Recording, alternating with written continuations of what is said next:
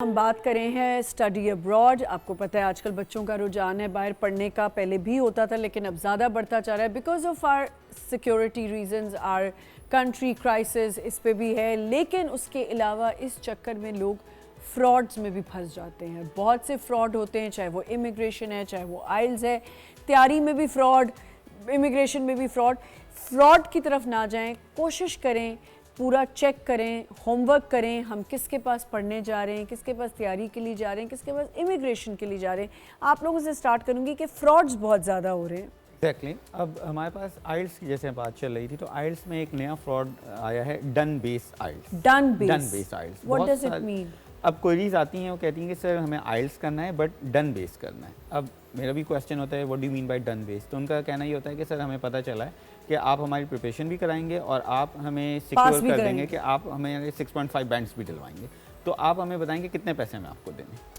ठीक है, तो ये डन बेस का स्कैम है बेसिकली। ये स्कैम है, ये होता नहीं है। होता बिल्कुल नहीं है, क्योंकि आइल्स के जो एग्जाम का जो रिजल्ट आता है वो या तो यूके से या ऑस्ट्रेलिया से आता है। राइट।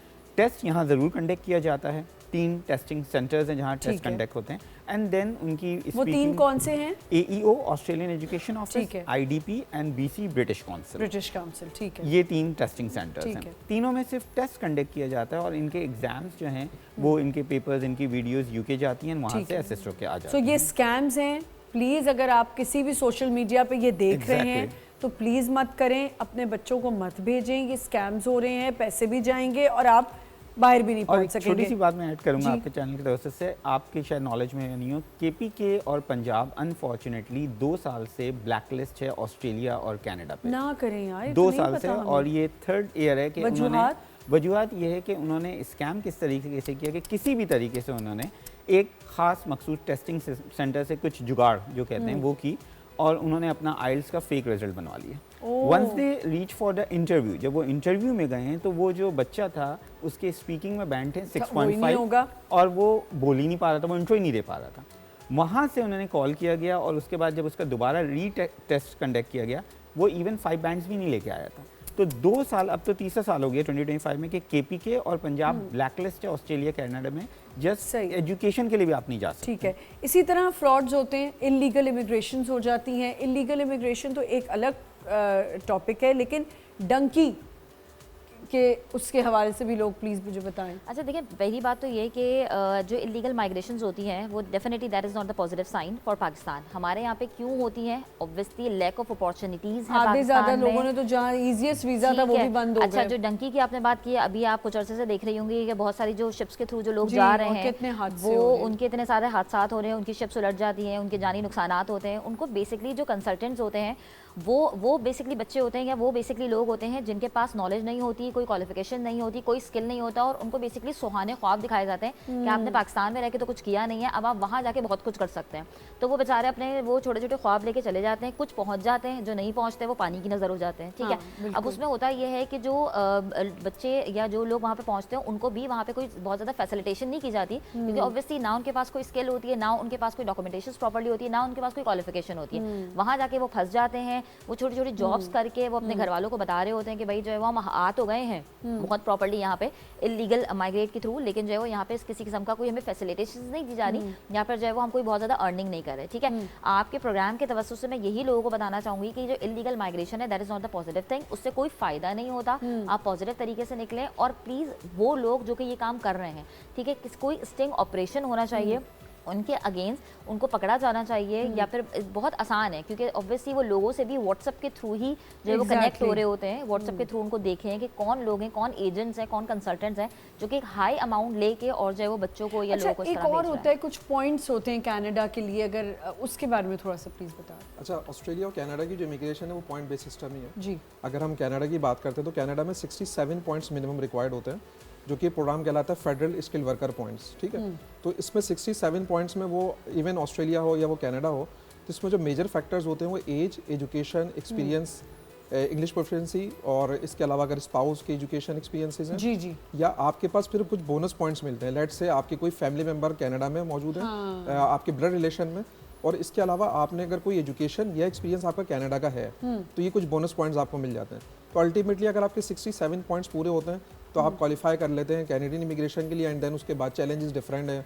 आपको अपनी डिग्री की जो मतलब इवैल्यूएशन करानी है आपको, एंड देन उसके बाद आपको नॉमिनेशन लेनी है, वहाँ से इन्विटेशन लेना है स्टेट की तरफ से, और फिर वीज़ा एप्लीकेशन प्रोसेस है। देखिए इमिग्रेशन पे तो ज़ाहिर है ऑस्ट्रेलिया भी है, कनाडा भी है, लेकिन अली साहब ने जो बात की ना स्कैम्स के हवाले से, मैं उसमें एक चीज़ ज़रूर ऐड करूँगा, क्योंकि पंजाब की बात हो रही थी, तो चूँकि मेरी सिटिंग्स 8 मुख्तलिफ शहरों में होती हैं, तो जहाँ मैं पंजाब में एक चीज़ देखता हूँ कि डन बेस वाली जो बात है वो हमारी इमिग्रेशन में भी है कि सर आप पैसे बाद में ले लीजिएगा, आप पहले हमारी पूरी इमिग्रेशन करवा दें। तो जो डन बेस के कंसल्टेंट्स हैं जिन्होंने कॉन्सेप्ट जो अपना बना लिया है पंजाब के अंदर, और इवन कराची में इतना ज़्यादा नहीं है लेकिन आ जाती है कभी कभी कॉल्स हमारे पास। मैं एक चीज़ ज़रूर आपको विद एग्जाम्पल एक चीज़ बताता हूँ कि हमारे पास एक साहब हैं, उन्होंने मैं बोला कि हम आपको 50 लाख रुपए देंगे, आप हमारा यूएसए का विजिटर वीज़ा लगवा दें, जबकि विजिटर वीज़ा की स्टैम्प पर ऑफिशियल फीस 55,500 है टोटल। तो आपको कौन 50 लाख रुपए, 55,500 टोटल, ये अब हो गई है 5 साल की। ठीक है। अच्छा, अब बताने का मतलब ये टोटल आपको 55,000 रुपये पे कर रहे हैं। आप इस बात पे एग्री हो रहे हैं कि अगर मेरा डन बेस पे आप वीज़ा लगवा देते तो हमको 50 लाख रुपए दे दूंगा। तो ये कोई मीनिंगफुल तो चीज़ ही नहीं है ना। लेकिन अब क्या वहाँ के जो एजेंट्स हैं वो 10 लोगों से केसेस ले लेंगे, क्योंकि वो फ्री में करेंगे। हम अगर 30,000 चार्ज करते हैं विजिटर वीज़ा की, वो फ्री में करेंगे जो 10 लोगों का, तो उनको 3 लाख रुपए का रेवेन्यू नहीं आएगा उनके पास। लेकिन 10 लोगों में से किसी एक का भी वीज़ा लग गया तो वो उससे 50 लाख रुपए खींच लेंगे, तो हमसे ज़्यादा अर्न कर लेंगे वो। तो स्कैम्स, विजिटर वीज़ा हो, इमिग्रेशन हो, इसके ऊपर मेरी 11 साल से रिसर्च है, बहुत मैं अवेयरनेस वीडियोस और चीज़ें मैंने बनाई हैं इसके ऊपर।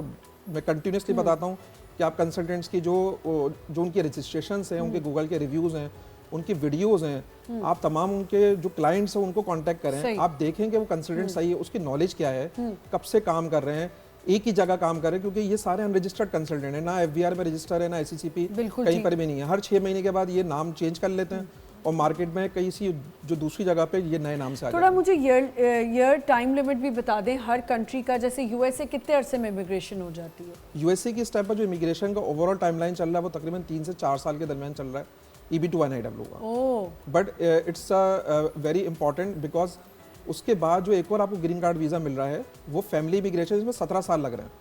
तो हमारे पास वो क्लाइंट्स भी है जिन्होंने फैमिली इमिग्रेशन भी फाइल की हुई है, उसके साथ स्किल्ड इमिग्रेशन भी फाइल कर दी, क्योंकि कम से कम 3 से 4 साल में हो तो जानी है। और America is a independent programme के जिसमें आप डायरेक्टली परमानेंट रेजिडेंट हो रहे हैं, वरना ऑस्ट्रेलिया और कनाडा में अब ज़्यादातर परमानेंट रेजिडेंसी नहीं मिल रही है। पहले टेम्परेरी इमिग्रेशन मिलती है, उसके बाद आप परमानेंट में कन्वर्ट होते हैं, देन सिटीजनशिप है। और यूके? अच्छा, यूके में स्पेसिफिकली कोई अपना आज तक यूके ने स्किल इमिग्रेशन प्रोग्राम नहीं निकाला। ठीक है। स्किल वर्कर वीज़ा ज़रूर है कि अगर आपको वहाँ से कोई जॉब ऑफर लेटर मिलता है वहाँ के एम्प्लॉयर की तरफ से यूके की, तो आप यूके की इमिग्रेशन कर सकते हैं।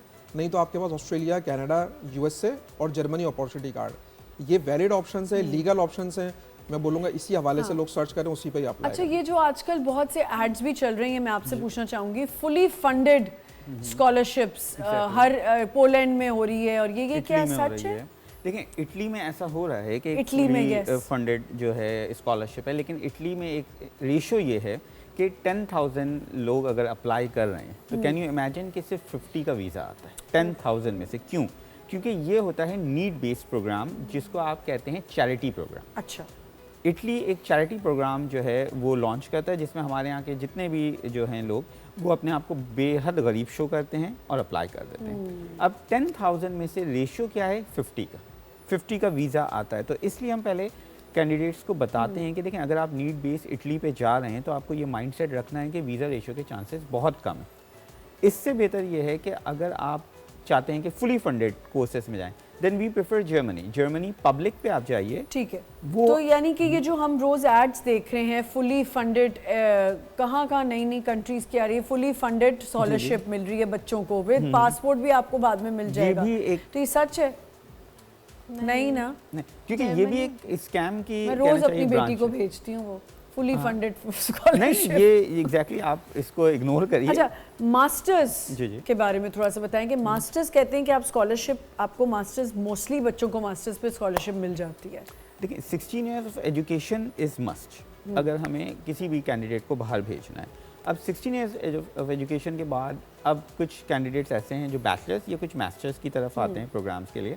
अब मतलब ये ज़रूरी नहीं है कि मास्टर्स को फुली फंडेड स्कॉलरशिप मिलेगी। It's not necessary. यूके का बताएं। यूके में तो ऑब्वियसली बात है कि पब्लिक प्राइवेट का कोई ऐसा कहना चाहिए कॉन्सेप्ट नहीं है, आपको फीस दे के ही पढ़ना है। नहीं, जैसे यूके ने निकाली थी चिनाई विंग समथिंग, ब्रिटिश काउंसिल से आए थे लोग, उन्होंने मुझे बताया था कि उनकी एक चिनीविंग के नाम से कुछ है। देखिए, एक ये प्रोग्राम लॉन्च जरूर हुआ था लेकिन इतना सक्सेसफुल हिट नहीं हुआ। एग्जैक्टली, क्योंकि वही बात आ रही थी कि उसमें उनको हर्डल्स हो रहे थे। यहाँ पे जो लोग थे वो डिफरेंट कहना चाहिए वेज से उसको इन होना चाह रहे थे। सोशल वर्क का भी देखना था कि बच्चा कितना सोशल वर्क करता है। ऐसे प्रोग्राम्स की डिमांड्स बहुत हाई होती हैं जिन्हें हमारे यहाँ के नॉर्मल बच्चे ना कम्पीट नहीं कर पाते। एग्जैक्टली। अच्छा, ये जो इन्होंने ये निकालते कि आपके वो जो पॉइंट्स होते हैं कुछ सोशल वर्क के, बच्चे वेलफेयर करे होते हैं, ए लेवल्स ओ लेवल्स में बच्चों को भेजा जाता है, वो क्या है उसके? देखिए, स्टडी की अगर हम बात करते हैं, स्टडी अब्रॉड में, तो हमारे पास सिर्फ ये एक तो आइल्स, पीटी, ओईटी, डिलिंगो, ये टेस्ट के जो हैं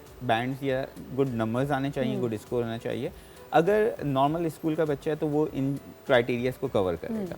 अगर आप बात करते हैं ओ लेवल्स की, तो ओ लेवल के बाद ए लेवल स्टूडेंट, एक स्टूडेंट ने ए लेवल पास आउट किया और तीनों सब्जेक्ट्स में, मेजर्स में उसके अच्छे कहना चाहिए कि मार्क्स हैं, देन उसको आइल्स की नीड नहीं होगी। वो एक प्लस पॉइंट होता है कि वो अपने उस रिजल्ट की बेस पे अपना केस आगे प्रोसीड करवा सकता है। बट ऐसा सच एज नहीं होता है हमारे पास स्टडी पे कि वो बच्चा किसी फाउंडेशन के साथ कनेक्टेड है, चैरिटी वर्क कर रहा है, सोशल वर्क में इन है तो उसके पॉइंट्स मिलेंगे, तो स्टडी पे इट डजंट मैटर। सही, यहाँ पे हमें एक छोटा सा ब्रेक लेना है। आई थिंक बहुत अच्छी कॉन्वर्जेशन हो रही है, इन्फॉर्मेटिव है। जिनके बच्चे बाहर जाना चाहते हैं, जो लोग इमिग्रेशन कराना चाहते हैं, उनके लिए बहुत अच्छा है। इन्होंने हमें यूएसए का बताया, हम और पूछेंगे ऑस्ट्रेलिया में कितना टाइम लगता है। लोग ज़ाहिर है they look forward to for immigration और उनको सही लोगों के पास जाना चाहिए। तो यहाँ पे हम ये बात कर रहे हैं। एक छोटा सा ब्रेक लेते हैं, विल बी राइट बैक।